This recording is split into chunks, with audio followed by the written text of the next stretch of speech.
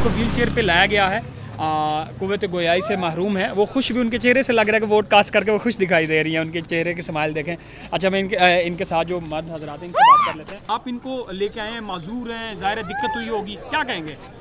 نہیں دقت تو خیر ہوتی ہے، لیکن یہ ہے کہ ان کی بھی خوشی ہے، ان کی بھی خواہش تھی کہ بھئی ہم بھی ووٹ کاسٹ کریں، لیکن وجہ یہ ہے کہ جو ہم ووٹ کاسٹ ضرور کرتے ہیں لیکن ہمیں اس کا حق نہیں ملتا۔ ہم اپنا حق سمجھ کے کرتے ہیں لیکن ہمیں حق نہیں دیا جاتا، چاہے کوئی بھی پارٹی آ جائے، کسی قسم کی بھی پارٹی آ جائے، ٹھیک ہے۔ اول تو وہ اپنے بلبوتے پہ آتی نہیں ہے، صاف سیدھی بات ہے، ٹھیک ہے نا۔ اس کے پیچھے بہت سارے ہوتے ہیں۔ آج دیکھ لیں جس طرح انہوں نے انٹرنیٹ بند کیا، سروس بند کی، یہ ان کی غیر اخلاقی۔ اچھا آئیے آپ، ووٹ ایک قومی فریضہ ہے اور ہمارا فرض ہے کہ ہم اپنا ووٹ ضائع نہ کریں، ووٹ دیں، اور ہماری امید ہے کہ جن پارٹی کو بھی ہم نے ووٹ دیا ہے یا جو بھی لوگ یہاں پہ ووٹ دے رہے ہیں، جو بھی آئے گا، اللہ تعالیٰ سے ہماری دعا ہے کہ وہ ہمارے ملک کے لیے، ہماری قوم کے لیے بہتر ہو۔